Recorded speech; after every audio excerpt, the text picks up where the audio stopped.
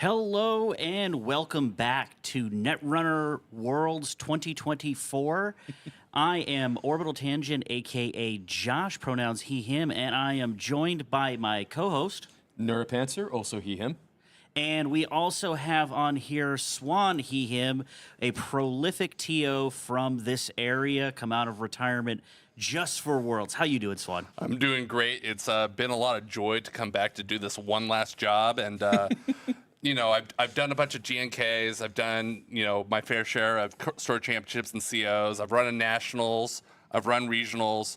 I've even helped with some of the online continentals. And so this is the last Infinity Gem to really complete my career as a tournament organizer for this game. And oh no, are we gonna get a snap after this? Is that going to double the amount of prizes? It's going to create an environment where the total prize pool becomes larger. Okay. And it's not we're not talking about immediate gains or immediate losses, but real sustained growth for the scene. Ooh. So that we could really have a crowd that people could come back to, even if they've been away from the game for a long time. Yeah, and actually on that note, so how long have you been away? Like how long is this retirement? So 13 months ago, I ran Last Click, a farewell to Netrunner. That was my second farewell tournament after the end of the FFG era. I ran Meat Damage, a farewell to Netrunner, and so yeah, I've been pretty disconnected from the space, and so I'm not as necessarily as familiar with a lot of the cards that have come out since some of my favorite cards have rotated, but with the quality of the judge calls, like my specific unfamiliarity with those specific cards has not been a big problem because we have such a great judge team here, and if it's like something like I don't really know what's going on with this card, I'm able to grab another judge because we got enough people here to really make this as smooth as possible. And sometimes they break your heart. Sometimes you have to game loss people that know you and miss you and love you. And can you go ahead and take us through that? Like, basically, what goes into judging? Like, what do you do to prepare for it, and then kind of what happens on the day? So to prepare, it's so much easier than when I started back in 2017, because that was the era of Rye Runner, as we call it, rules as intended. Whereas now, what a lot of the good work that Null Signal has done is to reform Rye Runner into Raw Runner, rules as written. And so the guidelines are way more clear, the rulings are much less arcane, and so they updated the organized play policy document last month. And so I made sure I read that before this. And then, yesterday being a casual event for the team event, I was able to, get my feet wet without it being the comp level. Mm-hmm. And then, this morning we had a meeting and we went over some key points. We talked about Ag Infusion a lot. We talked about Ma, and just, there are a couple of things that this is what we know we're looking for. And we've all made a really strong effort to communicate like, oh, hey, this is the kind of call I had. Mm-hmm. Or like, I had this kind of weird situation and like, I wasn't sure what the right move was. And so through that, we're all sort of like increasing the knowledge base of the whole judge crew. Mm-hmm. And there are some fine young, young in terms of Netrunner years, not necessarily literally young people, but we got some fine young judges who are going to be able to grow and blossom and help grow their communities. And this experience is just going to make them much stronger at running events. So in terms of growing the knowledge base, I would like to help grow the knowledge base of everyone watching this. Of course. What should you call a judge for? Anytime you're confused about the rules, so the reason why Whiteblade is one of the best players in the world is because he is not shy about calling a judge. Like anytime there's any doubt or chicanery that could be possible, I want you to call the judge. Like even if it feels a little frivolous. The last call I had was about starter turn triggers and OB, and you might feel silly asking for a judge call like that, but it's better to get a judge involved and clear up any confusion that there might be, and then proceed forward. or there was a really savvy judge call that was made earlier about like the interaction between a run event and some agenda effect, and they made by making that judge call and getting that clarification for how that worked, that helped their decision tree. And so you don't need not to feel rushed. Like sure, like yeah, plenty of people go to time this 40-minute game, but it's still enough time for you to make good plays. And so yeah, make the judge calls liberally, please, because we can't help you if you're complaining about it way after the fact.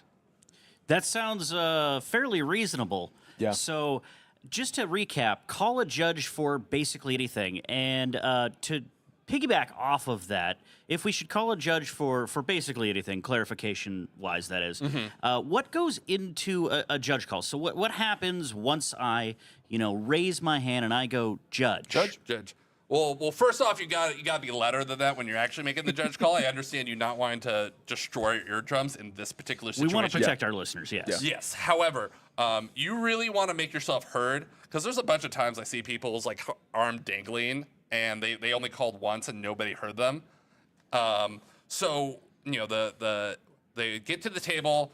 We figure out who really wants to talk more first, and there's a couple of different types of judge calls where it's like, I have a clarification question, and this is something that I'm doing, or it's like, hey, this happened. And so we're trying to get as much information about what led to whatever impasse happened, and if we can fix the situation as it is, or if the game's in a completely unrecoverable state, and at which point we have to issue game losses if it is completely unrecoverable.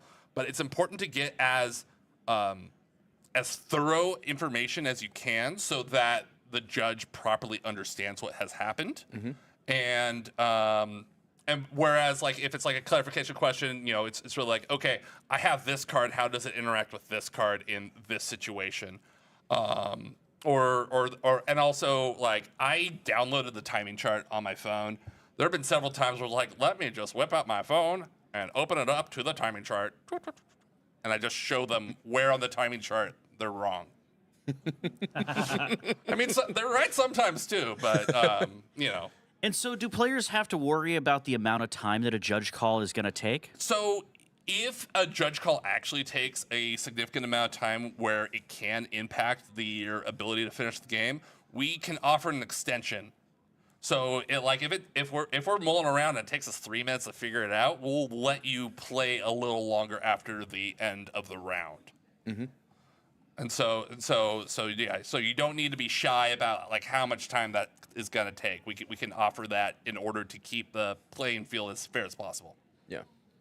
Now, this is pretty much a hometown event for you, correct? Oh, yeah. You've been organizing tournaments around here for years. Tell us a little bit about that. Tell us a little bit about organizing tournaments. So because I came up during the FFG era, all the events were much more tied to stores because of product.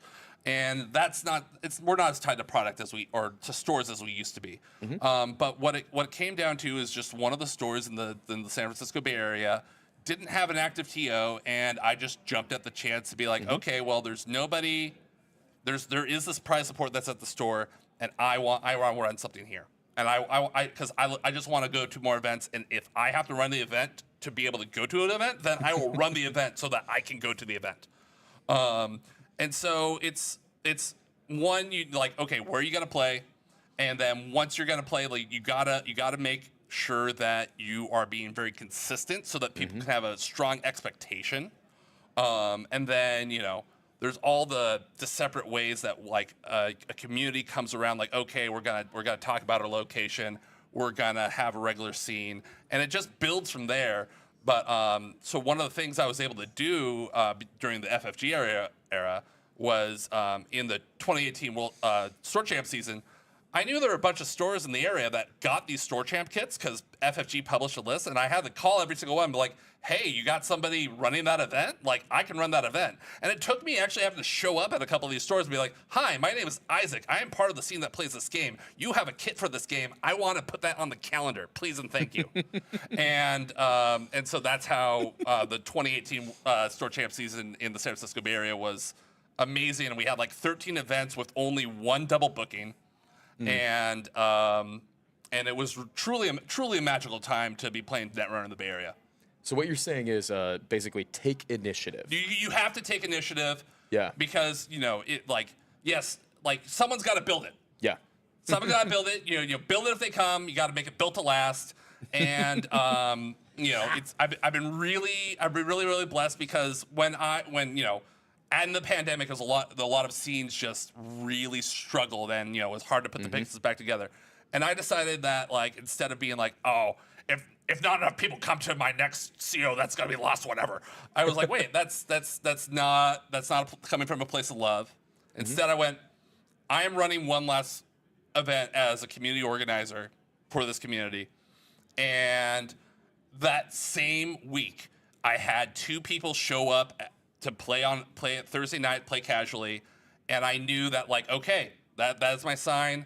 It's gonna be a couple months before I get to run this last event, and by then this new generation will be ready to fill in my shoes. And they've been running events, and they one of those players that I met at my very last event was instrumental in securing this very venue here. So awesome. It's really all incredible. comes around. Yeah. So I got one last question before we do have to break away to get prepared for that next round. And it's basically, so you said that you did some farewell events when FFG ended the game, and then you did a farewell event to go ahead and go into retirement. What exactly made you come back for Worlds? Well, I mean, it was too convenient not to, and really, as much fun as OTG was in 2021, I only got to see some 50-odd faces then. There's a lot of people that are here now that weren't here then, and I only live 4 miles from here. I would have been a real dick move if I just didn't show up at all. Well, that's a great answer, and I really appreciate the shout out to OTG. That, of course, being one of the tournaments I organize in Minnesota. So I really appreciate that. So thank you very much for being on, Swan, and answering some of our questions. We really appreciate it, and also thank you for being a judge, volunteering at this event. Absolutely, that as well. So everybody that is at home, please stay tuned. We're going to be back with more coverage of the event. We're going to be back with the next round. Always be running. We love you, and we're out.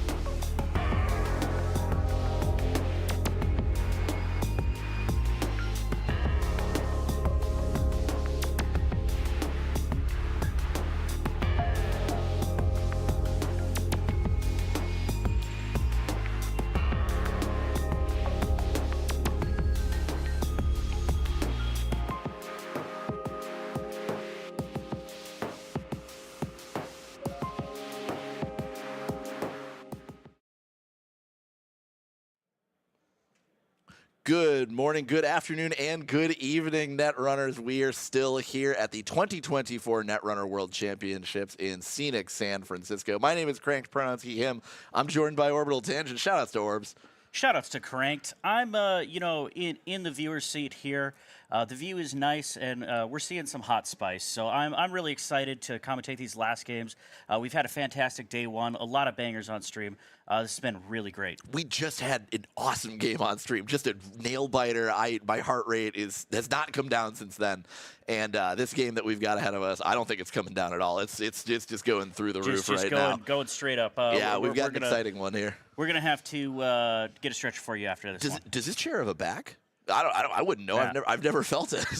Yeah, you don't need the whole seat because all you're gonna sit on is the edge. The edge, Yeah. absolutely. Yeah, I'm super excited for this next. Yeah, we had an awesome one on stream last game. We had D versus passive mult, R plus versus lat.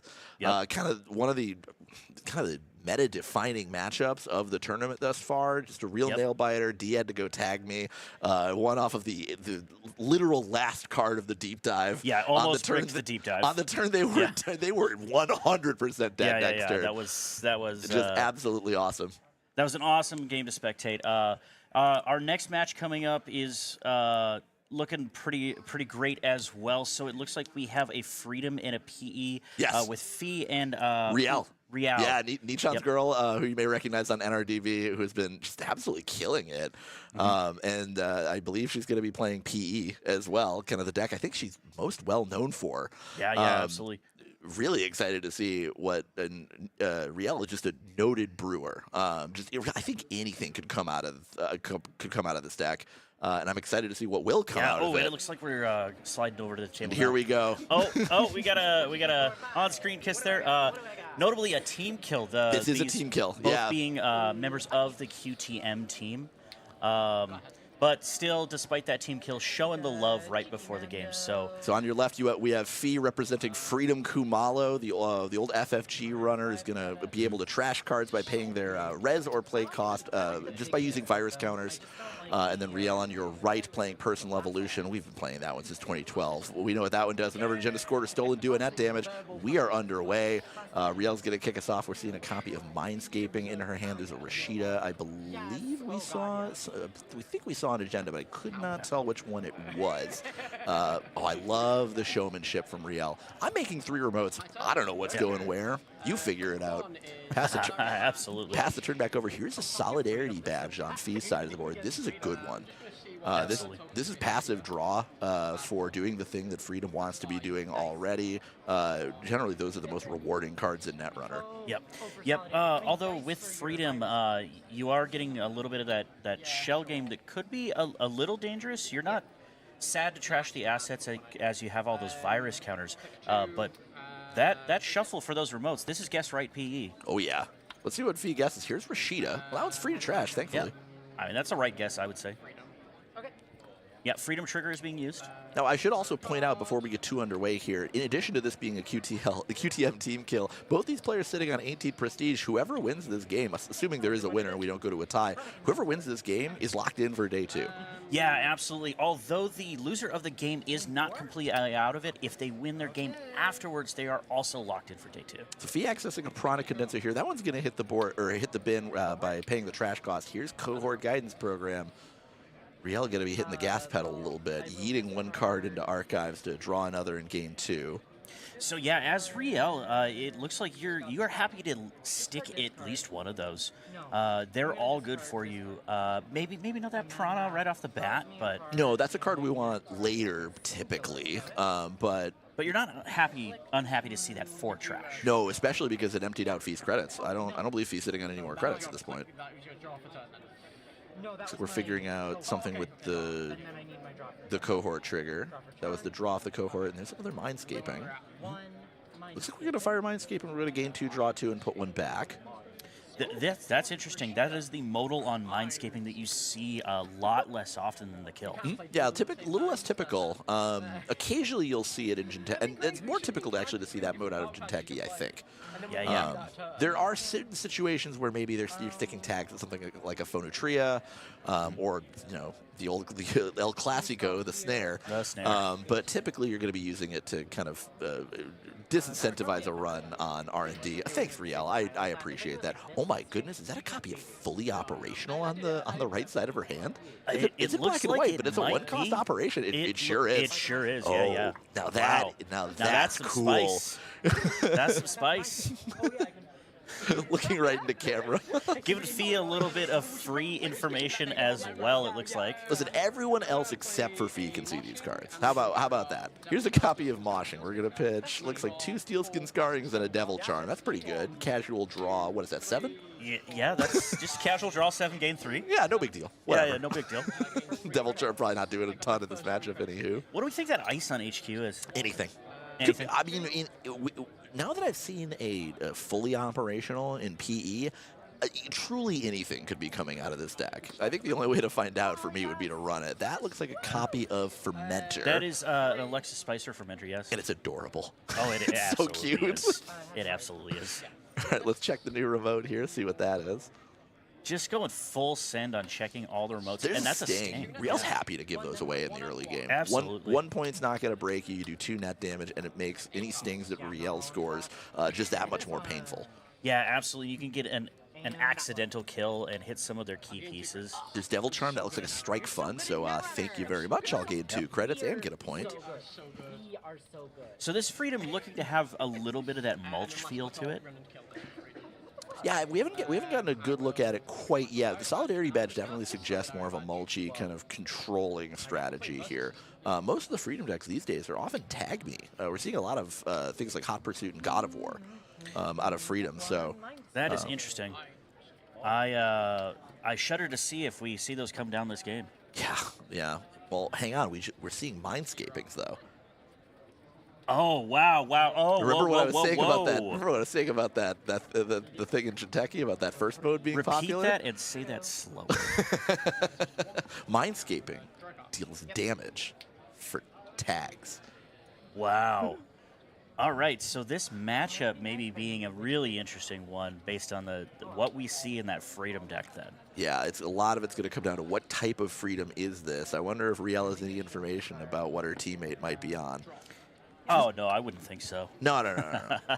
Teammates famously hide all the tech from each other. Absolutely. I think it is Tag Me. There's a copy of Hot Pursuit in hand. Oh, yeah. Wow. Oh, so, yep. So we might be seeing the anti-deck to the deck. But the thing is, Fee has now seen one Mindscaping get fired for the economy ability. So you got to think that they are aware that if they hold tags, they can just die. Yeah, absolutely. You would expect that these two are aware of the game plan of either's decks, unless somehow they test it independently. Here's a copy of Moshing. That's, what is that? The Price, Fermenter, and that is Manuel Lattice de Mora. Good payoff for tag. What does that even do? Manuel Lattice de Mora, whenever you access HQ or R&D while you're tagged, you get an additional card. And on threat 3, it basically gives you Seb's ability, where in order to trash him, with the basic action, you have to trash a card from hand. Okay, excellent. Yeah, so definitely paying off those tags that you're taking with the Tag Me deck. Yeah. Trashing Manuel really suggests that Fee is going to be somewhat judicious in their taking of tags, and I think that's wise. Being that tags could very well become a win condition for Rielle. So let's see how Fee navigates this matchup with a number of cards in their deck just being kind of turned off, at least at this stage in the game. Here's a copy of Ahuaceres Crew. Very powerful ice destruction card. The most powerful we've seen in quite a long time, possibly since Parasite. Yeah, absolutely. This card has been doing some work on the day for Anarchs. Here's a Raindrops Cut Stone charging the remote. Basically just telling Rielle you won't. There's a copy of Tattoo Bola. I think you're fine. Gain 3, draw a card for hitting that thing. No big deal. Absolutely. I suppose you could burn it down with the crew. Oh, we are reducing the strength. We are burning it down with the crew, it appears. That will notably deny the econ gain that this card has been famous for today. There's Prana Condenser. That's going to get eaten up by the Fermenter using Freedom's ability. Fee only holding 1 tag. Now, they can remove the tag with the Solidarity Badge. And that may be the choice that they make at the beginning of their turn. Do I want the card or do I want this tag gone? Here's a copy of Spin Doctor. Yeah, that fermenter is really great for freedom, notably powering your ability, but also being able to be cracked for those credits. So it gives you a lot of flexibility. Here's a copy of Hansai Review, sending 1 card to the bin in exchange for 5 credits. The bin is often where Kentucky players want some of their best cards. If Rielle is running something like... yeah, cards are cringy. They're best in the bin. Yeah, exactly. You know what? I put all these cards in my deck. I don't actually want to look at them. Let's just tuck those away. Yeah, you don't play cards. You throw them away. Especially if Rielle may be having something like Regenesis in her deck. So the bin is exactly where she wants them. Now that we're seeing the Spin Doctor here, what do you think that Rielle is digging for? Anyway, 31 minutes. I think so. This sort of screams Regenesis, particularly now that we've seen Cohort Guidance Program. Cohort is one of the best ways to get agendas into the bin. Now, granted, you cannot use Cohort to put an agenda into the bin and then score Regenesis, because Regenesis has words on it that say you can't do that. But you can safely tuck a 5/3 in the hand. Here's the run on the Spin Doctor. Let's see what Rielle chooses to shuffle back. I've decided I like them. We do have 2 face downs, notably. I don't think those are going back in. I couldn't get a They good are look at not. what went back in. Potentially Mindscapings? I'm not sure. I guess, yeah. No, they can only see what's on the top. Yeah. Ooh, Hermes. That one seems Hermes quite comes good back. in this matchup. Checking. Just yet more and more just annoying cards for Rielle to have to deal with, in addition to these virus counters, in addition to this freedom ability. Now the unres cards are going back into her hand. Click 2 was Hermes. Oh, yeah. Definitely makes you not want to score proactively. There's Cohort. That one's not long for this world. Absolutely not. Pay 2 credits to trash it. Pay 2 credits. Now, it looks like Fee did choose to take the card off of the Solidarity Badge. Rather, I believe that yellow chip is a tag, if I'm not mistaken. So Fee's still holding 1 tag. Yes, it does look like there's 1 tag there. Notably with Mindscaping, if you believe that Mindscaping is the only kill card that they're on, it's only going to do 1 net damage to you. Right now. And It'll only do a max of 3, which is an important thing. So Rielle's, unless something goes truly awry for Fee, likely not going to kill off of 1 Mindscaping. It's probably going to come down to 2 if all goes according to plan. yeah, Sophie likely knows, again, this being their testing, its testing partner, Rielle could have an end of the line or not, and Fee may know what's in the deck. Yes. Yeah, holding on to 1 tag seems quite safe. I don't, like I said, it would take something to go truly, truly pear-shaped in order for 1 tag to be the thing that kills you. But hey, you never know. This is Netrunner. Truly wilder things have already happened on stream today. Yeah. End of the line could be the thing. Oh, sure. Yeah, like I said, we've already seen fully operational. So, I mean, 1x end of the line, sure. I'll sign me up. There's a second copy of Hermes. That one's not doing much. Oh, that alt-art card in Fee's hand is a copy of God of War. Yeah, so this is full send tag me. Oh, yeah. But I think Fee's got to be really judicious with the way that it takes tags. Though it is worth pointing out, accessing a Mindscaping, 2 virus counters, not outside the realm of possibility. Ooh, that's a copy of a Nancy. That one's going to be a little tough to deal with, I would think. God of War, while it is very good for taking tags for value, it is not especially good at breaking ice. I believe it is 2 credits to break 1 subroutine, and it starts at string 0. I guess I will. Ooh, there's 2. Oh, we're running archives. Looks like there's 2 agendas. That's a Sting and a copy of Hybrid Release. So that's going to deal... Looks like 3 more total. Yeah, 1 from the hybrid. It's technically 3 sets, 3 instances of 1 damage, but effectively it's 3. 1 from the hybrid release and 2 from the Sting. We're seeing the Hot Pursuit go away. Yeah, I think that's a hit point in this matchup. We're gonna. Oh, there's a lot of Hermes triggers about to happen. HQ Ice bounced. Yep. That one? God of War out of there. Yep, got Let's see one. what this other one is. Hot Pursuit gone. So all the tag me cards, just yeet it in the trash. Hit points. Don't need them. Didn't want them. Yeah. And all the ice back to hand. Let's see what Fee does now that the ice is gone. Can't get a good look at that. Is it a moon pool? I can't tell. I think it's hitting the bin. It is hitting the bin. It's It a is moon a moon pool. pool. Okay. Yep.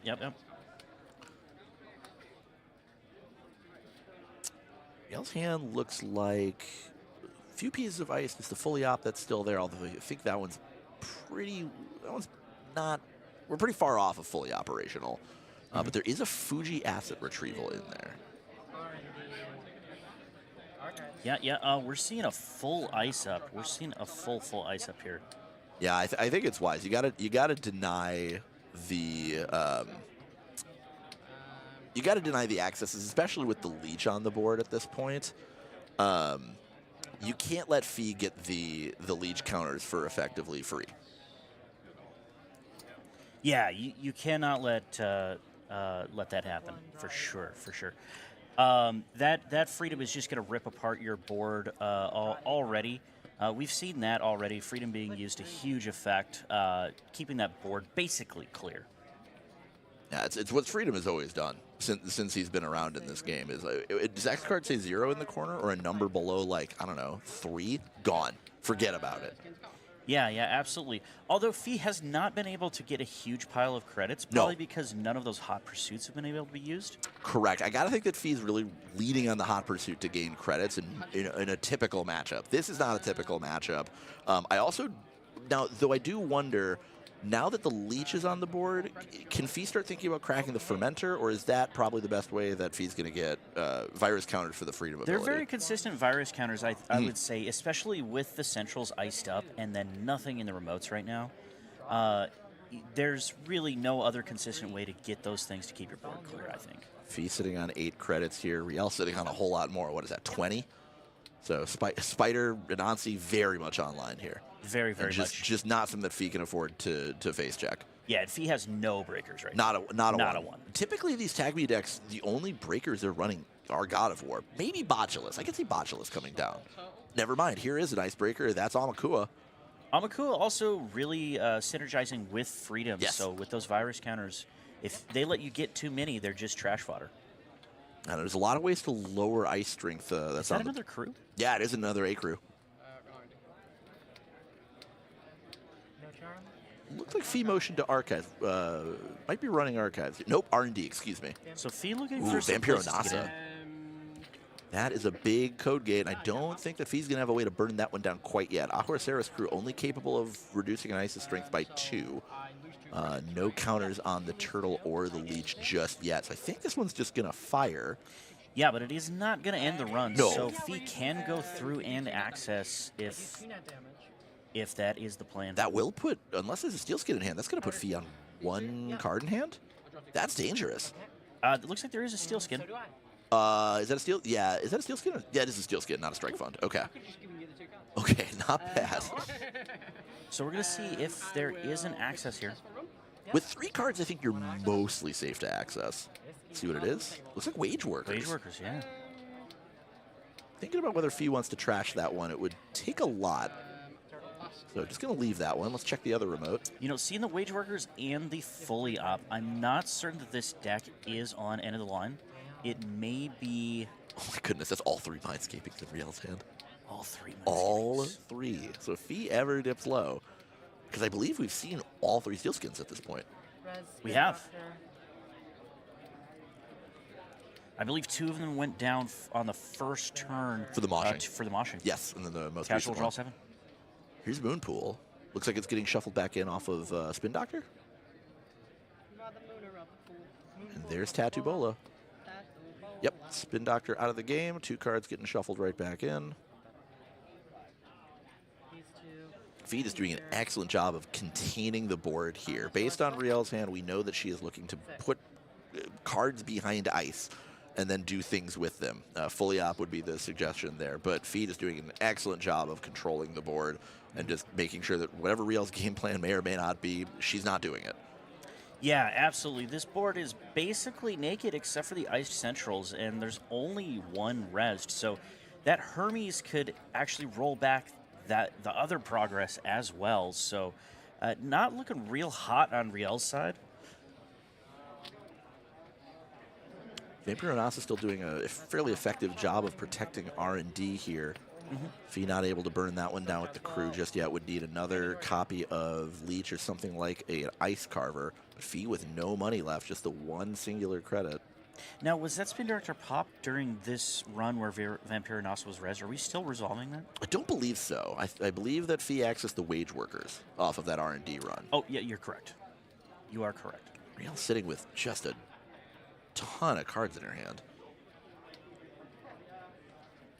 This looks like a good Wage Worker's turn. That may have been what just got installed. Now, Wage Worker is a bit different than Jeeves. It doesn't have to see the other two actions happen. So if that Wage Workers can stick, you might be able to overwhelm even Freedom because you can do the 4 installs per turn. I think if Rielle has an ice, she can stick the Wage Workers a bit easier. Oh, we're going to trash the Aguaceras crew. Maybe not. Hold on. Let's back up. Cool. So install. I'm guessing that sort of suggests the wind back on this does make me think that that's a Wage Workers that just got installed. Yeah. I did. I think it's going to be. Yep. It's the Wage Workers res. It looks like there's going to be 2 installs here, and then probably the track. That would be my guess as well. Yeah. You don't. The sequencing does matter here for Rielle in order to get that free click from Wage Workers. Wow, not protecting it. Protecting something else, and then doing the trash. Yep. It's interesting to choose that Rielle is choosing not to protect the Wage Workers. This is a really good way to farm turtle counters. Not only is it a good way to farm turtle counters, you do have enough for your Freedom ability to go in and trash that for free. So Yeah. even after just farming some turtle counters, you could then crack the fermenter there to get the credits because Fee is on only 1 credit Yeah. right now. Here's a copy of Labor Rights. If he's going to mill 3 cards, that's a Strike Fund, the Price, and a Botulus. Hey, that's going to gain 2 credits. Here's the Oh, and then we're Botulus just that going to you shuffle. Then we're going to shuffle 3 cards. 3 cards back into our deck and draw a card. Crew. Have we seen 2 crews at this point? We've seen 2 crews at Okay. this point. Yes. One of them got used. One of them got trashed. What do you think? What do you think? Never mind. He's going to show us 2 crews and Steelskin. Steelskin. Yep. Wise. I was thinking Steelskin would go back in. Fee knowing that No. the Mindscaping kill is possible. It's not Wow. Steelskin. Devil Charm. Devil Gutsy. Charm. Very gutsy, I think. One of the ways that these Jinteki decks, particularly these PE decks, have historically won is attrition. Empty out the stack, and eventually, the runner will just kind of crash upon the rocks and break themselves. So we are seeing Regenesis in hand, Yes. along with all of those Mindscapings. Now we do know that Rielle was holding on to a Fuji asset retrieval at one point. Could this Regenesis be setting up a 4-point play? I think it very well could be. We still have some face downs in archives. That being said, Rielle does have to stick the Regenesis in order to make that 4-point play, but that would be a pretty big swing if she's able to do it. Let's see what Fee can come up with this turn. I think there's 1 Aguaceras crew in hand, a couple other cards I can't get a good look at. We're going to charge the new remote. Yep. Tatubola? Just a Tattoo Bola. So that is breakable with Turtle the way that it is. You are giving some credits, but that may be fine just to check what's in that remote. Yeah, I think Fee is happy to go through this one and give Rielle a few more credits. The difference between 11 and 15 on this board state doesn't seem to be dramatic. 11 basically might as well be a million. Ooh, House of Knives. And 13 is just 1,000,001. Yeah, for PE, absolutely. Yes, we're going to resolve the Hermes first, and then we're going to lose. Oh, that's a counter surveillance. Okay, so this is the full tag me. Yeah, this is full send tag me on Fee's side of the board, which, but I think a lot with knowing that Mindscapings are in play here, I think those cards are hit points, and I think Fee understands this as well. Yeah, so it looks like Fee also ran and went after that Wage Workers as well. Okay. I think that's wise as well. You can't let Rielle just bury you in value off of the million extra clicks you'll get from Wage Workers. Absolutely.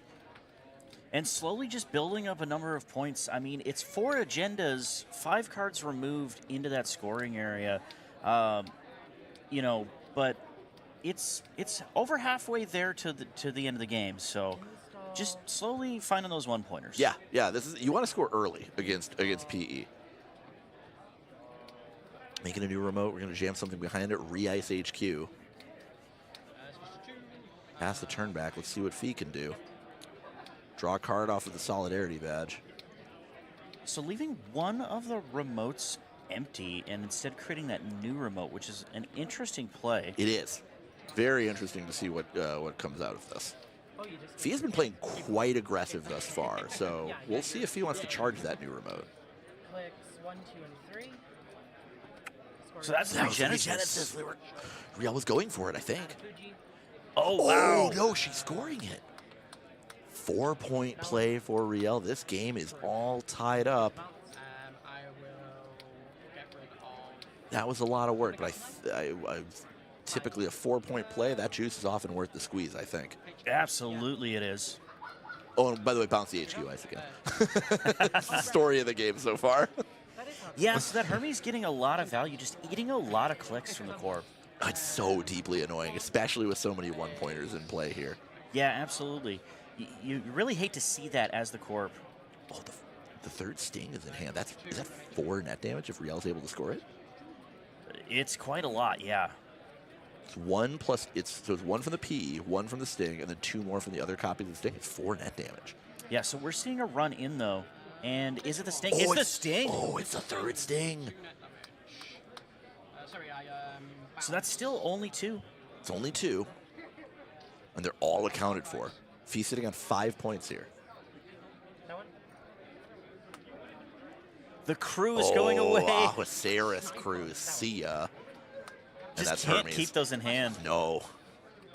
Just can't keep them on the table, can't keep them in hand. Should be a Hermes bounce here as well. Fee looking to score, perhaps looking to score a 7 the most honest way possible. 7 1-pointers. You love to see it. Or I maybe do. you I hate really. to see it. No, I love it. You don't want to draw? So cards in hand right now for Fee is 2. It's a dangerous number. Going back into HQ. Seeing Anemone. We'll see if Fee Gone. uses some clicks to draw up here. I'll trash this. Because those Mindscapings are still in hand. Yeah.